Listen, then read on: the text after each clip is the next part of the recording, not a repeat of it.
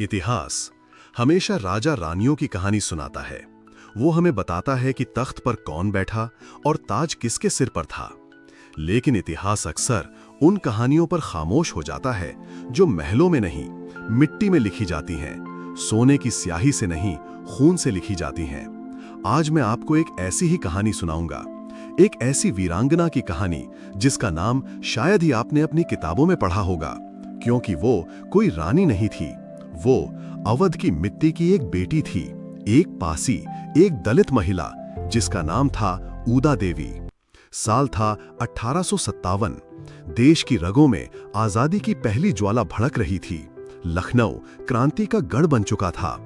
ऊदा देवी के पति मक्का पासी पहले ही चिन्हट की लड़ाई में देश के लिए शहीद हो चुके थे। उनके सीने में पति को खोने का दर्द भी था और देश को बचाने का जुनून भी। उन्होंने बेगम हजरत महल से गुजारिश की, मुझे हथियार उठाने दो, मुझे अपने पति की शहादत का बदला लेना है। बेगम ने उनकी आंखों में वो आग देखी और उन्हें अपनी महिला टुकड़ी का सेनापति बना दिया।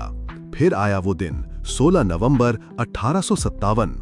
जगह थी सिकंदर बाग, लखनऊ। बाग में लगभग 2000 भारतीय सैनिक थे और बाहर अंग्रेजों की विशाल सेना तोपों और बंदूकों से लैस। अंग्रेजों ने बाग की दीवार तोड़ दी और अंदर घुस गए। एक एक कर भारतीय सैनिक शहीद हो रहे थे। हार सामने दिख रही थी।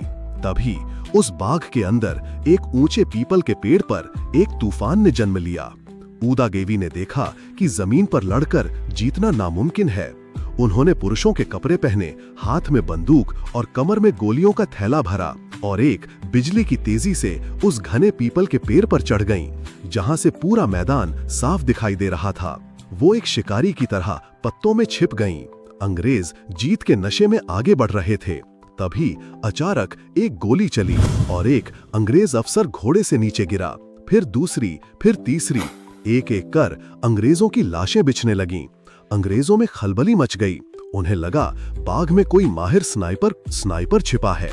उन्हें समझ नहीं आ रहा था कि ये अदृश्य मौत कहां से बरस रही है।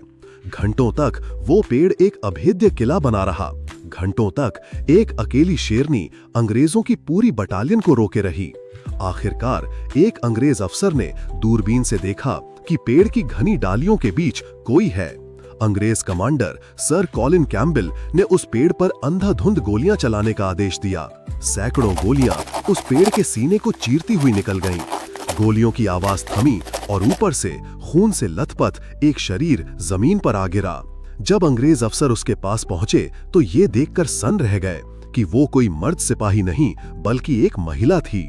उनकी बंदूक में आखिरी गोली भी खत्म हो चुकी थी। मरने से पहले वो अकेली 36 अंग्रेजों को मौत की नींद सुला चुकी थीं।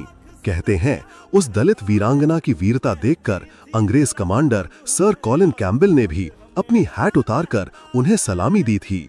दोस्तों, इतिहास ने हमें झांसी की रानी दी, हमें बेगम हजरत महल दी, लेकिन इतिहास ने हमसे ऊदा देवी जैसी न जाने कितनी शेरनियों को छिपा लिया। वो रानी नहीं थी, उसके पास कोई महल नहीं था, कोई तख्त नहीं था। उसके पास थी तो बस अपनी मिट्टी, और उस मिट्टी के लिए मर मिटने का जुनून।